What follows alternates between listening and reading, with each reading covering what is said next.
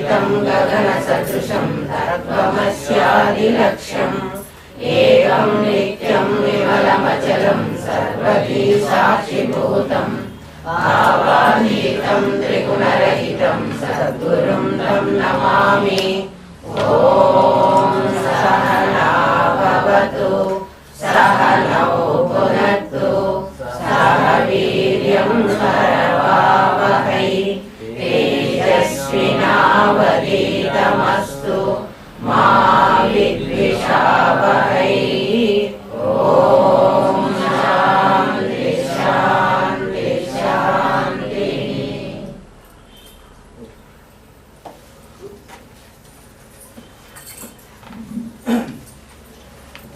శంకరుడు ఏమంటున్నాడంటే జంతువునాం నరజన్మ దుర్లభం అతః పుంస్త్వం తతో విప్రత తస్మాత్ వైదిక ధర్మ మార్గపరత విద్వత్వమస్మాత్ పరం ఆత్మానాత్మ వివేచనం స్వనుభవో బ్రహ్మాత్మన సంస్థితి. అంతవరకే మనం విన్నాం. దీనికి ఎవడైనా నేను డాక్టర్ కావాలనుకుంటున్నాను, నేను లాయర్ కావాలనుకుంటున్నాను, నేను ఇంజనీర్ కావాలనుకుంటున్నాను అని ఎవరి దగ్గరికన్నా ఒకరి దగ్గరికి వెళ్ళి అడిగితే వాడు వెంటనే ఏమంటాడంటే, నాయన ఎక్కడన్నా చూసి ఒక ఎలిమెంటరీ స్కూల్లో ముందు చేరు. ఎలిమెంటరీ స్కూల్లో చేరు అంటే డాక్టర్కి ఎలిమెంటరీకి సంబంధం లేదు. కానీ ఎలిమెంటరీ స్కూల్లో చదవకపోతే డాక్టర్ వరకు నువ్వు రావడానికి వీల్లేదు. నన్ను ఎలిమెంటరీ స్కూల్లో చదవమన్నారు కదా మీరు, మరి నేను డాక్టర్ కాలేదే అని వాడు అడగకూడదు. ఎలిమెంటరీ స్కూల్లో చదువు, ఆ తర్వాత ఏదో ప్రైమరీ స్కూలో, హై స్కూలో, మిడిల్ స్కూలో, తర్వాత హై స్కూలో, తర్వాత జూనియర్ కాలేజీ, తర్వాత నువ్వు ఇంజనీరింగ్ కాలేజు, మెడికల్ కాలేజు చేరి ఇట్లా చదువుకోవాలి అని చెప్తాడు. అలాగే చెబుతున్నాడు శంకరుడు మనకి. నాయన మొట్టమొదట నీకు నరజన్మ రావాలి. నువ్వు ఇప్పుడు ప్రైమరీ స్కూల్లో చేరుతున్నావు, నరజన్మ రావాలి నీకు. నరజన్మ రాకపోతే ఇంకో దాంట్లో నీకు అది సాధ్యం కాదు. అందుకని నరజన్మ దుర్లభం అతః, తర్వాత ముందు నరజన్మ రావాలి. ఎందుకయ్యా నాకు నరజన్మ రావాలి అంటే, మిగిలిన జన్మల్లో నీ భావాన్ని తెలియజెప్పడానికి నీకు అవకాశం లేదు, నీకు భాష లేదు. నీ భావాన్ని తెలియజేసడానికి నీకు భాష రాదు. మరి భాష రాదా? వాళ్ళందరూ బతకటం లేదా? ఆవులు, గేదెలు, ఈవెన్ చీమలు కూడా వాటికి భాష ఉంది. వాటి భాష వాళ్ళకే తెలుస్తుంది కానీ ఇంకోటికి తెలియడానికి అవకాశం లేదు. మన భాష అందరికీ తెలుస్తుంది. చూడండి, కుక్కకు మన భాష తెలుసు. కుక్కని రమ్మంటే వస్తోంది, వెళ్ళమంటే వెళుతోంది, ఏం చేయమంటే అది చేస్తోంది. కోతికి మన భాష తెలుసు, కోతులు ఆడించేవాడు. ఆవుకి, పశువులకి మన భాష తెలుసు. వాళ్ళకి తెలుగు వచ్చా రాదా అని మనకు తెలియదు. అయితే మరి ఇందాకే వాళ్ళకి భాష లేదని మీరు అంటున్నారు కదా అంటే, తిరిగి వ్యక్తం చేసేటువంటి భాష వాళ్ళకి లేదు. నువ్వేమనుకుంటున్నావో చెప్పగలిగిన భాష వాటికి లేదు. అలా మానవ జన్మ ఒక్కటే నీ మనస్సులో భావాన్ని బయటి వాడికి చెప్పడానికి వీలైనటువంటిది. బయటి వాడి విచారం అంటే ఆలోచన, విచారం అంటే దిగులు కాదు. సంస్కృతంలో విచారం అంటే ఆలోచన. బయటి వాడి ఆలోచనని నువ్వు గ్రహించడానికి వీలైనటువంటిది ఒక్క మానవ జన్మలోనే ఉన్నది. ఈ మానవ జన్మలోనే నువ్వు ఎప్పుడూ పోయినటువంటి ఋషులో, మహర్షులో వాళ్ళు చెప్పినటువంటి వేదాన్ని ఇవాళ నువ్వు అర్థం చేసుకోగలుగుతున్నావు. వాళ్ళు నీకు ఎదురుగా కూర్చొని ఏం చెప్పలా. అటువంటి శక్తి మానవ జన్మకు ఉంది. అందుకని నువ్వు ప్రైమరీ స్కూల్లో ముందు చేరరా నాయన. చేరిన తర్వాత మెల్లమెల్లగా నువ్వు ఇంకో క్లాస్కి వస్తావు. అసలు ప్రైమరీ స్కూల్లో చేరకపోతే నీకు వీలే కాదు. అందుకని నీకు మోక్షం కావాలి అని అనుకుంటే మొట్టమొదట నీకు మానవ జన్మ రావాలి. మానవ జన్మలో కూడా పుంస్త్వం, పురుషుడుగా పుట్టాలి అన్నాడు. లేకపోతే ఎంతో కష్టమో మనం ఇంతకు ముందే చెప్పుకున్నాం. ఆ తర్వాత విప్రత, ఆ తర్వాత వైదిక ధర్మ మార్గపరత, వైదిక ధర్మాన్ని అనుష్ఠించేటువంటి వాళ్ళ దాంట్లో నీవు ఉండాలి. నీకు అర్థం కావాలి. ఈ ప్రపంచం అంతా కూడా వేద సంబంధమైనటువంటి భావంతోనే బతుకుతోంది. వేదంలో ఏం చెప్పాడో దాన్నే ఆధారంగా చేసుకుని బతకాలి మనం అందరం కూడా. నిన్న ఏదో పండగ చేశాము అంటే దాంట్లో చెప్పుంటాడు, ఆ చెప్పినట్టు మేము చెబుతున్నాం అంటారు. పెద్దవాళ్ళు ఇలా చెప్పారు, శాస్త్రం ఇలా చెప్పింది. శాస్త్రం అంటే ఏమిటి? అది వేదం చెప్పిన మాటే శాస్త్రం. ఆ వేదాన్ని నమ్మేటువంటి వాళ్ళు అందరూ వేదాన్ని నమ్ముతారు, రకరకాలుగా వాళ్ళు నమ్ముతున్నారు. అంటే దాన్ని సరిగా అర్థం చేసుకోకుండా నమ్ముతున్నారు. ఆ వేదాన్ని నమ్మినటువంటి వాళ్ళు, వేదం ఏమంటోంది అంటే భగవంతుడు ఉన్నాడు అని చెప్తోంది. భగవంతుడు ఉన్నాడు అని నమ్మినటువంటి మతాన్ని ఆస్తిక మతము అంటారు. అస్థి అంటే ఏమిటి? ఉంది. ఎవరున్నారు? భగవంతుడు ఉన్నాడు. ఆ భగవంతుడు ఉన్నాడు అని చెప్పేటువంటి మతాన్ని ఆస్తిక మతము అంటారు. భగవంతుడు లేడు అని చెప్పే మతాన్ని నాస్తిక మతము అంటారు. అంటే ఆస్తికులు, నాస్తికులు. నాస్తిక మతంలో అంటే హిందూ మతంలో అంతా కూడా చాలా మనకి లిబర్టీ ఉంది. ఎవడిష్టం వచ్చినట్టు వాడు ఇంటర్ప్రిట్ చేసుకోవచ్చు, ఎవడిష్టం వచ్చినట్టు వాడు నలుగురిని కూర్చోబెట్టి వాడు చెప్పచ్చు. నేను పుస్తకం చెప్పాను కదా, అట్లా వాడికి తోచినట్టు వాడికి ఇష్టం, వాడి దగ్గర నలుగురు చేరారనుకో అదే చెబుతాడు వాడు, వాళ్ళు అదే వింటారు, అదే ఫాలో అవుతారు. అలాంటి వాళ్ళు ఉంటారు హిందూ మతంలో. అటువంటి లొసుగు ఒకటి ఉంది, మిగిలిన మతాల్లో లేవు. బైబిల్ ఇది చెప్పింది అంటే బైబిల్ ఏ వాక్యం చెప్పిందో యథాతథంగా ఆ వాక్యమే మీరు రిపీట్ చేయాలి. అది చెప్పకపోతే వాడు ఒప్పుకోరు. అలా ఇస్లాం మతంలో కూడా వీడి సొంత, చూడండి, హిందూ మతంలో ఉన్న సొంత రాతల పుస్తకాలు వేరే మతాల్లో ఉండవు. ఎందుకు ఇట్లా జరిగింది అంటే ఇది చాలా విస్తృతమైంది. కొంత భాగం మాత్రమే ఒక్కొక్కడితే కనుక్కోగలుగుతున్నాడు. పూర్తిగా కనుక్కున్నవాడు ఎవడు లేడు. అందువల్ల వాడికి తెలిసినటువంటి దాన్ని వాడు రాస్తున్నాడు. ఎలా రాస్తున్నారంటే, ఒకప్పుడు డాక్టర్ అంటే వాడు మెడిసిన్ చదవాలి. ఒక డాక్టరే అన్ని రోగాలకి మందులు ఇచ్చేవాడు కదా. ఒక డాక్టరే వాడు MBBS చదివి ఉండేవాడేమో. మరి మేము చిన్నపిల్లలుగా ఉండేటప్పుడు ఇంత సూపర్ స్పెషాలిటీలు లేవు, ఇంత హాస్పిటల్స్ లేవు. అన్ని రోగాలకి చెవి నొప్పి వచ్చినా, కన్ను నొప్పి వచ్చినా, కడుపు నొప్పి వచ్చినా ఒక డాక్టరే ఇచ్చేవాడు మందులు. క్రమక్రమంగా ఏమైపోయింది? అది విస్తృతమైంది. కన్నుకొకడు, ముక్కుకొకడు, చెవికొకడు, గొంతుకొకడు, తర్వాత హార్ట్కొకడు, కిడ్నీకొకడు, నరాలకొకడు, ఎముకలకొకడు, మజిల్కొకడు కదా. తర్వాత చివరికి జుట్టుకు కూడా ఒకడు, జుట్టుకు కూడా ఒకడు. అలా రకరకాల శాఖలు వచ్చినాయి.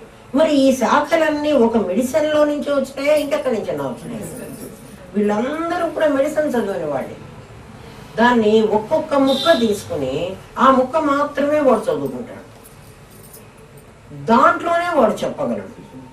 ఇప్పుడు ప్రమాదం ఏమొచ్చిందంటే, ఒక కన్ను గురించి చదువుకుని కన్ను మాత్రమే చెప్పగలిగిన డాక్టరు చెవిని గురించి కూడా నేనే చెబుతానంటున్నాడు. అంటే దాని గురించి వాడు క్షుణ్ణంగా చదవలేదు, అసలు చదవకుండానూ ఉండలేదు. ముందు కొంత ఏదో చదివాడుగా అది చెబుతున్నాడు. ఈ వైదిక మార్గంలో కూడా ఏమొచ్చిందంటే, అలా ఎవడెవడు దేని గురించి విస్తృతంగా నేర్చుకుంటాడో వాళ్ళు దాని గురించి కాకుండా ఇంకో దాని గురించి కూడా నేనే చెబుతానని చెబుతున్నారు. అందువల్ల ఇన్ని రకాలైన శాఖలు వచ్చాయి. ముందు ఆ శాఖలేవో తెలిస్తే మీకు ఏవి తప్పో మీరు గ్రహించగలుగుతారు. లేకపోతే ఇష్టం వచ్చినట్టుగా మనం కూడా, మరి వాళ్ళు చెబుతున్నారు కదా, వాళ్ళది కూడా వేద సమ్మతమే అంటున్నారు. వేద సమ్మతమే, వేద సమ్మతం కాకుండా చెప్పడానికి వీల్లేదు. వేద సమ్మతంగా చెప్పేటువంటి మతాలు ఆస్తిక మతాలు అంటారు వాటిని. లేదన్న వాళ్ళు నాస్తిక మతాలు అంటారు. ఆస్తిక మతంలోనే విష్ణువు దేవుడు అనేవాళ్ళు, శివుడు దేవుడు అనేవాళ్ళు, రకరకాల వాళ్ళు వస్తారు. ఒక మతం వాళ్ళు, నాస్తిక మతం ఎట్లా ఉంటుందో మీకు చెప్తున్నారు. నాస్తికులు కూడా ఒక మతమే, వాళ్ళు ఉంటారు. ఇప్పుడు కమ్యూనిస్టులు, నక్సలైట్లు అందరూ వాళ్ళే. వాళ్ళు ఏం చెబుతారంటే, ఆకు ఒక్క సున్నము కలిపేస్తే ఎర్రగా మారుతోంది. అందులో ఆకులో ఎరుపు లేదు, సున్నంలో ఎరుపు లేదు, బొక్కలో ఎరుపు లేదు. అలా స్త్రీ పురుష సంయోగం వల్ల జీవ జగత్తు ఏర్పడుతున్నది. ఈ మనుషులందరూ పుడుతున్నారు. అబద్ధం అనడానికి వీల్లేదు. నువ్వు ఇది వేదంలో నుంచి ఎంత భాగం తీసుకున్నారు వీళ్ళు? ప్రకృతి పురుష సంయోగంతో జీవుడు పుడుతున్నాడు, ఆ మాటే తీసుకున్నారు వాళ్ళు. వాళ్ళు ఎవరికి అప్లై చేస్తున్నారు? ప్రకృతికి పురుషుడికి. ప్రకృతికి రిప్రజెంటేటివ్ గా స్త్రీలు పెట్టారు, పురుషుడికి రిప్రజెంటేటివ్ గా అబ్బాయిలు పెట్టారు. వీళ్ళిద్దరి సంయోగం వల్ల జీవ జగత్తు ఏర్పడుతోంది. వాడు చచ్చిపోతే మొత్తం పోయిందంటున్నారు. దేవుడు అనేవాడు ఇంకోడు ఎవడు ఎక్కడా లేడు అని వాళ్ళు చెప్తున్నారు. వీళ్ళకి వినపట్టం లేదో ఏమిటో చూడాడు. హలో, అదే రంగనాథ్కి చెయ్యి. మధ్యలో మనకి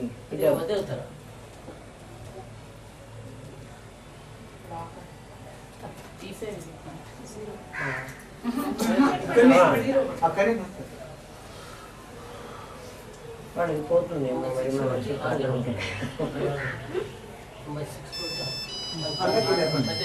అడుగు మధ్యలో ఆట మధ్య డిస్టర్బ్ చేయగానండి. కష్టం నాకు. అంటే నేను ఏం చెప్పదలుచుకున్నానో అది నాకు మిస్ అయిపోతుంది. ఏమట ఏమైందిట?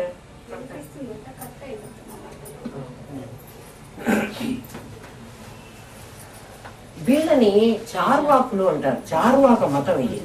ఎందుకంటే ఇంకా దేవుడు అనేవాడు వేరే ఎవడు లేడు. అందుకని అంటే ఎవరికి మనం భయపడాల్సిన పని లేదు. స్త్రీ పురుష సంయోగంతో జగత్ ఏర్పడుతోంది.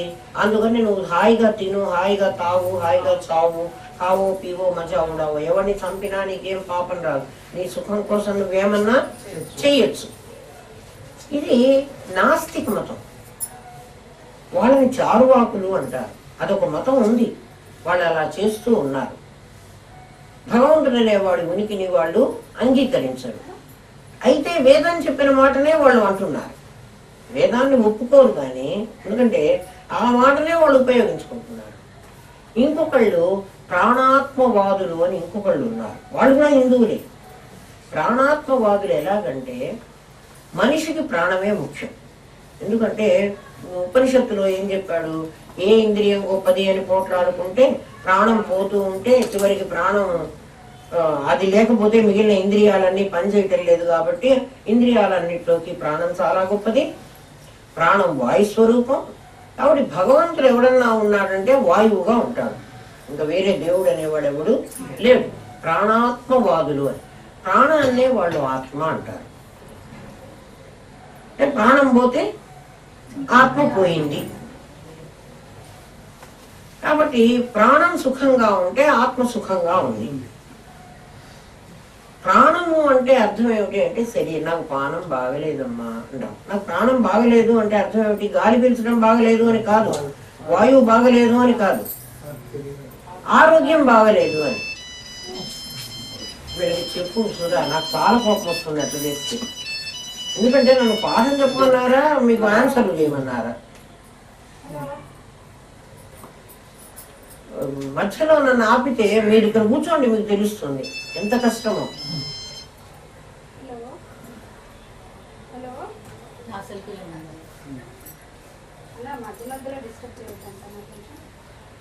వాడికి రాకపోతే వదిలేయమను.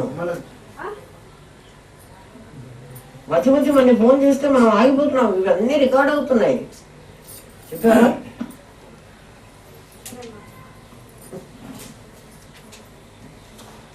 ప్రాణాత్మవాదులు అనేవాళ్ళు ప్రాణమే ముఖ్యం అనేటువంటి వాళ్ళు. ఇంకొకళ్ళు ఉన్నారు దేహాత్మవాదులు. దేహమే ముఖ్యం.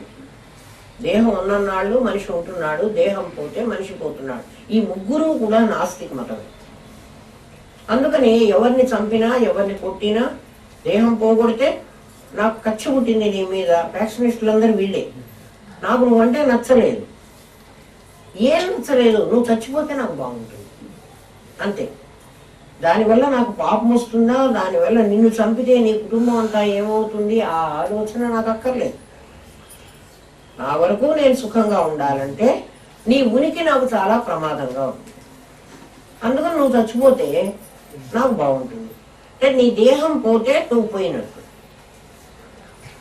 కానీ దేహం పోయినా పగ ఎంతకాలం ఉంటుందో అంతకాలం వాడు మళ్ళీ మరొక దేహాన్ని ధరిస్తున్నాడు అనడానికి నీకు ఉదాహరణ ఏమిటంటే, నీ ఇంట్లో ఎక్కడో తెలియని చోట ఏ స్టోర్ రూమ్ లోనో బియ్యం సంచిలో ఒక ఎలుక పిల్లల్ని పెట్టింది. ఆ పిల్లలు ఇంకా భూమినే అసలు వెళ్తున్నే చూడలేదు.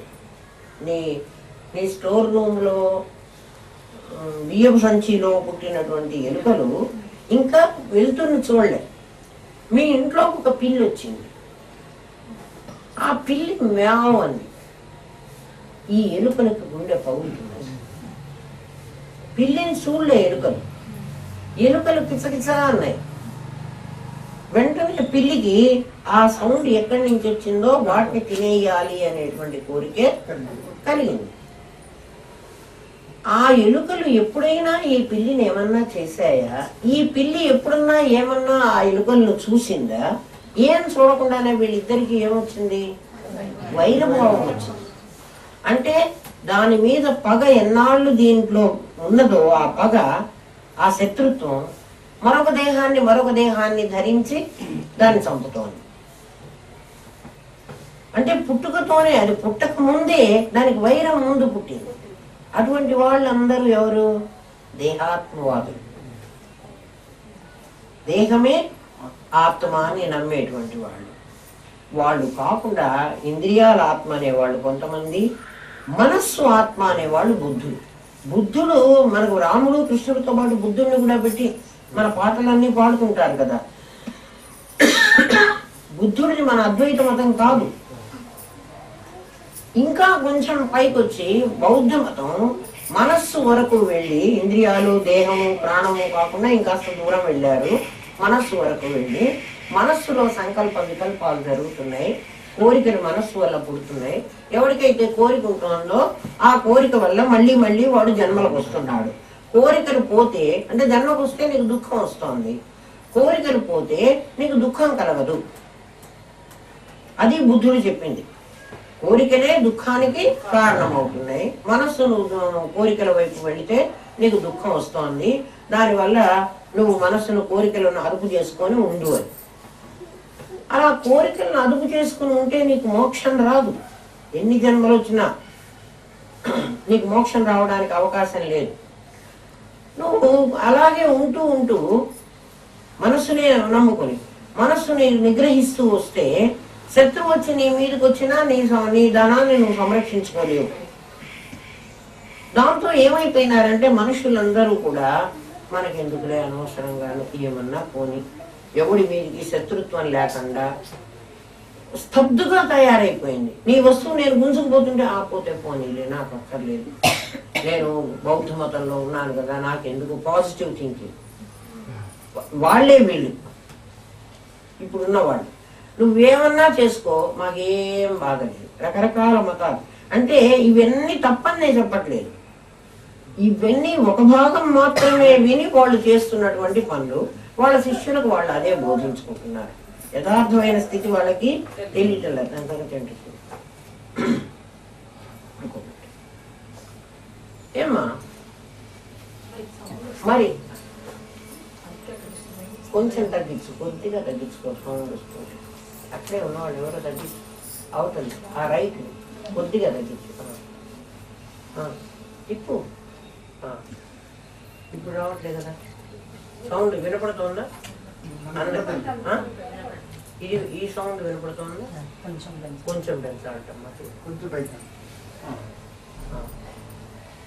అంతే సరిపోయిందా? చూసుకోండి.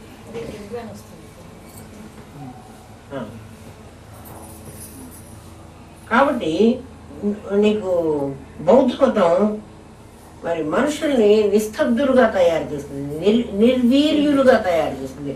బలం ఉండి పరాక్రమం ఉండి కూడా ఎవరితో పోరాటం లేదు. మరి దానివల్ల నీకు మోక్షం రావటంలా, నీ బలహీనత అవుతోంది.